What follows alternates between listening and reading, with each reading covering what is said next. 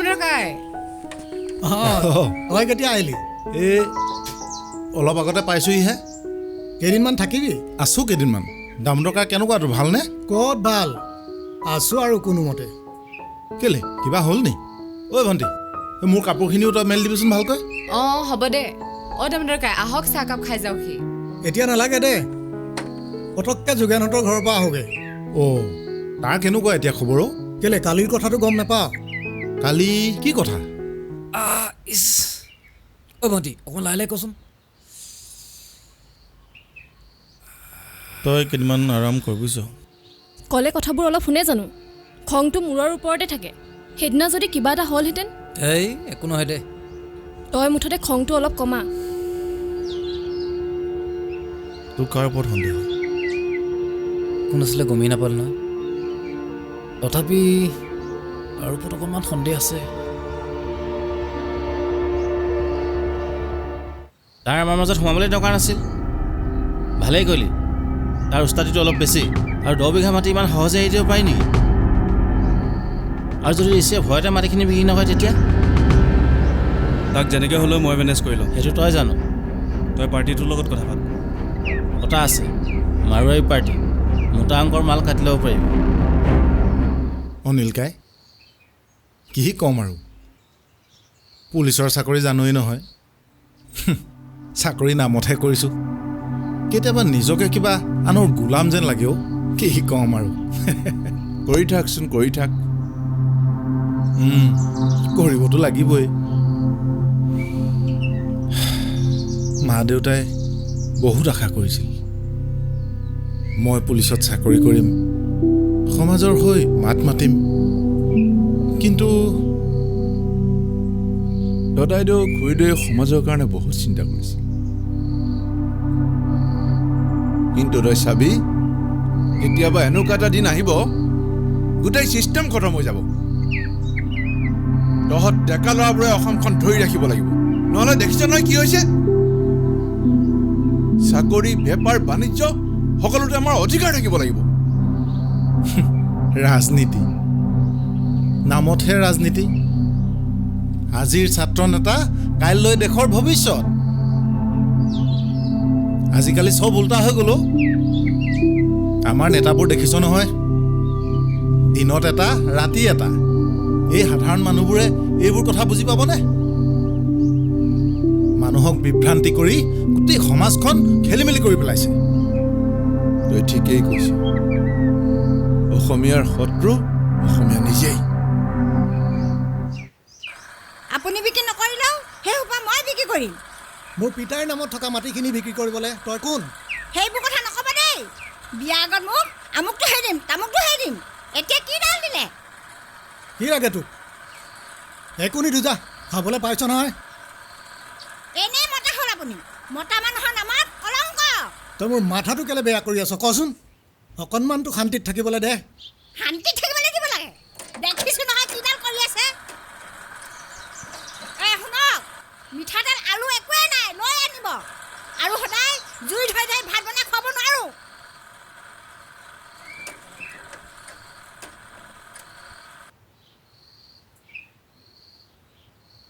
যোনে যি কয় ক'বলৈ দে। তই মুঠতে বাহিৰক কথা, মাটিখিনি বিক্ৰী কৰি ভাল কিবা এটা কৰ। বুজিছ হৈছে, বিজনেছৰ সমান ক'তোৱে পইচা নাই। আৰু তই আমাক দেখিছ নাই, বিন্দাছ থাকোঁ। পইচা থাকিলে চব হাতৰ মুঠিত, পইচা নাথাকিলে তোক কোনেও পাত্তা নিদিয়ে।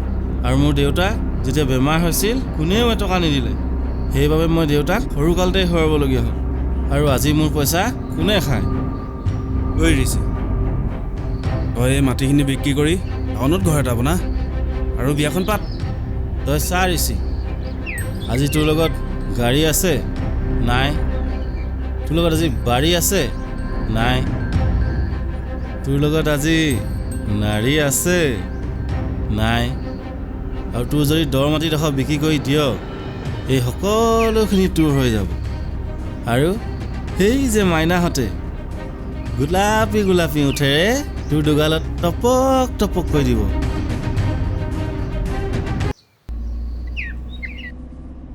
জয়ন্ত, তই ক'ত আছ? এই বুথৰ মিটিং এখনতে আছোঁ ছাৰ। যাম নেকি? মই আছোঁ নহয়, চিন্তা কৰিব নালাগে ছাৰ। ঠিক আছে, আজি মোক লগ কৰিবি, আৰ্জেণ্ট। ঠিক আছে ছাৰ। এই ছাৰ, আজি মাতিছে। পাৰ্টি চলিব নেকি? সেইবোৰতো থাকেই, ডাঙৰ মানুহ। অঁ, বুজি পাইছোঁ।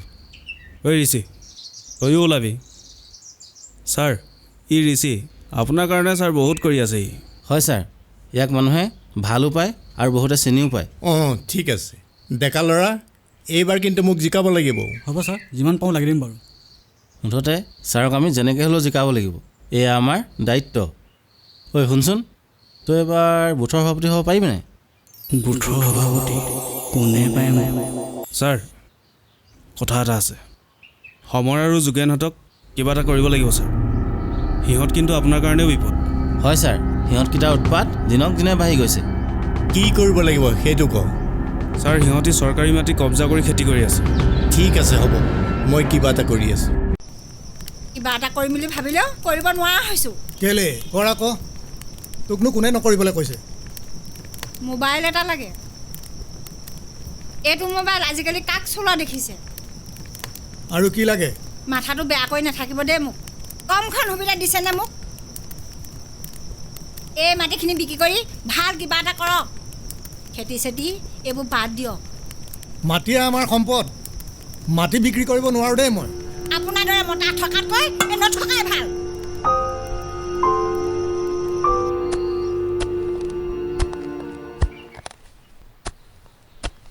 ঐ সমৰ, বাৰীখন বৰ ধুনীয়া দেই। আমাৰ গাঁৱৰ ল'ৰাবোৰে এনেকৈ কাম কৰিলেহে ভাল লাগে। মই য'ত আছোঁ তাততো নকবিয়ে আৰু। হেল্ল', অঁ ঠিক আছে, লকআপত ভৰাই থওক। গোহাঁই ছাৰৰ লগত কথা পাতি কেছটো ৰেজিষ্টাৰ কৰক। সেইকেইটাক পিঠি বখলিয়াই পেলাওক। ঐ কি হ'ল? কেছ এটা আহিছে অ'। বাৰু মই কি কৈ আছিলোঁ? অ' তাৰ শাক পাচলিবোৰ একো খাব নোৱাৰ বুজিছ। চব ভেজাল। শাক পাচলিৰ নামত বিষ খাইছে, বিষ। তাকে জানো, আমাৰ মানুহবোৰে কেতিয়া বুজি পায়। সেইকাৰণেতো আজিকালি বেমাৰ আজাৰ বেছি হৈছে। এই মানুহখিনিয়ে মাটিবোৰৰ সদব্যৱহাৰ কেতিয়া বুজি পাব জানো? চাচোন, আমাৰ গাঁৱতে এতিয়া ইমানবোৰ মাটি এনেই পৰি আছে। ক'ত এনেই পৰি আছে? এফালৰ পৰা বিক্ৰী কৰি শেষ কৰিছে গোটেই। মানুহবোৰক বুৰ্বক বনাই বনিয়াবোৰে ভাল লুটি আছে।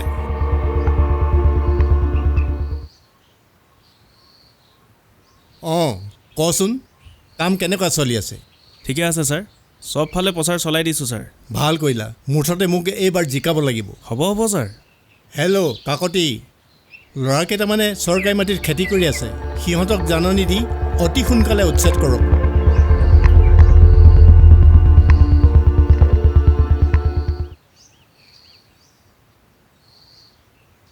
অহ, ক'ত যাওঁ? এই ৰিম্পীহঁতৰ ঘৰলৈ যাওঁ। আপুনি কোনফালে যায়? মই তহঁতৰ ঘৰলৈকে যাবলৈ ওলাইছোঁ। এই তোৰ ভায়েকটোক অলপ বুজাবিচোন, কাৰণ এইটো বয়সতে ডেকাকালত কিবা এটা কৰিবলৈ কওঁ।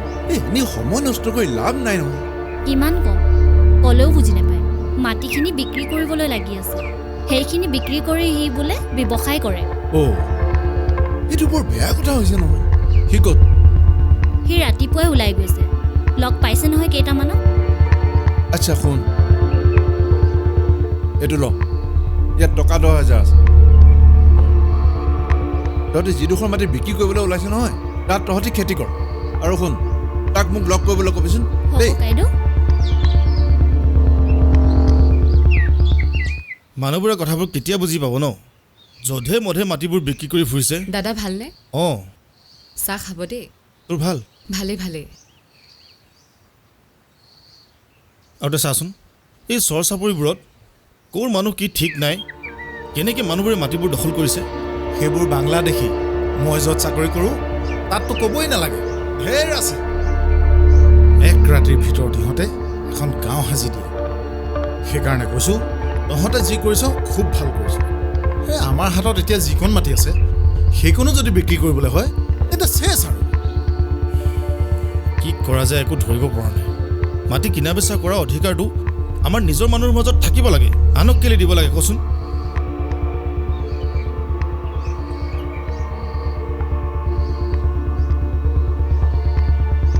আমাৰ এই মানুহখিনি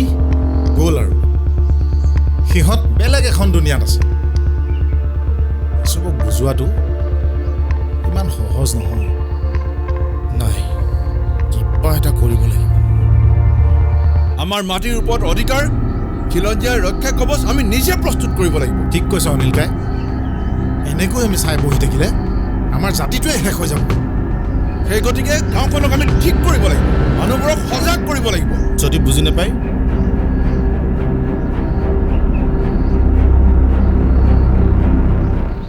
চাওক আপোনালোকে যিকোনো পৰিস্থিতিতে মাটি বিক্ৰী নকৰিব মাটিৰ অধিকাৰ ভৱিষ্যতলৈ আমাৰ হাতত থাকিব লাগিব তেতিয়াহে আমাৰ গাঁওখন সুৰক্ষিত হ'ব আমাৰ গাঁওখন বাচি থাকিব আৰু অসমখনো বাচি থাকিব আৰু মাটিৰ দালালবোৰক ইয়াত সোমাবলৈ নিদিব যদি কোনোবাই মাটি বিক্ৰী কৰে পৰিস্থিতি কিন্তু ভয়ানক হ'ব কৈ থলো বুজি পাইছে নহয় হয় দাদা বুজি পাইছোঁ আমি কেতিয়াও মাটি বিক্ৰী নকৰোঁ আৰু আপোনালোকে বুজি পালে নহয়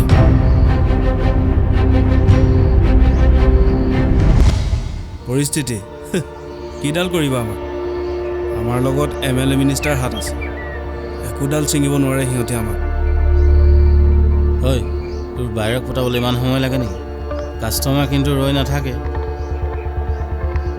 দুদিন ৰ'ব চব হৈ যাব যি কৰ সোনকালে কৰ বুৰ্বকৰ দৰে ৰৈ থাকি লাভ নাই ইমান দিনে মালামাল হৈ গ'লিহেঁতেন এইবাৰ কিবা এটা কৰিম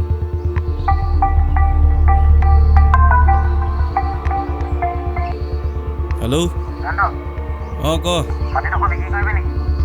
কাক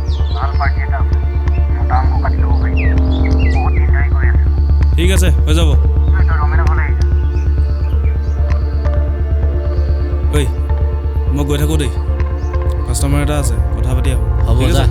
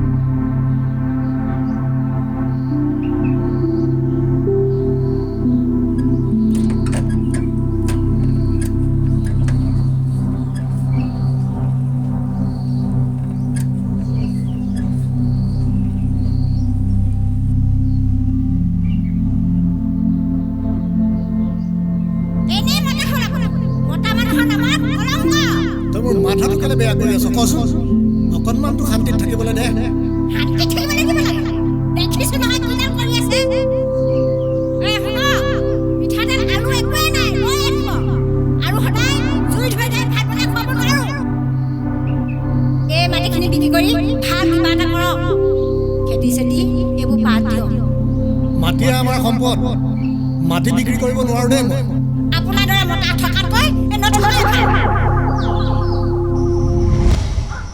ক'ত গ'ল জানো ইমান দেৰি ঘৰত অহা নাই যে আপুনি ডায়েল কৰা নম্বৰটো বৰ্তমান সুইচ অফ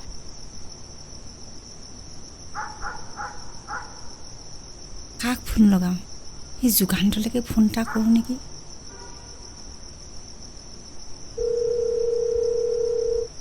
হেল্ল' যুগান্ত এই ককায়েক লগ পাইছিলি নি বাৰু আজি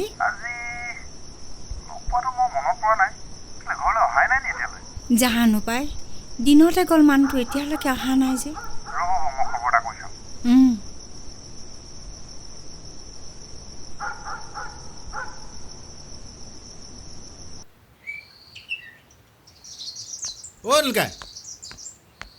অনিলকাই অঁ কি হ'ল ইমান ৰাতিপুৱাই আহিলি যে ঐ এটা কথা হ'ল নহয় কি হ'ল এই দামোদৰ কাই বোলে কালি ৰাতিৰ পৰা ঘৰতেই নাই অঁ সি আকৌ ক'লৈ গ'ল অ' বৌ বৌ অঁ দামোদৰ কাই তাত পৰি আছে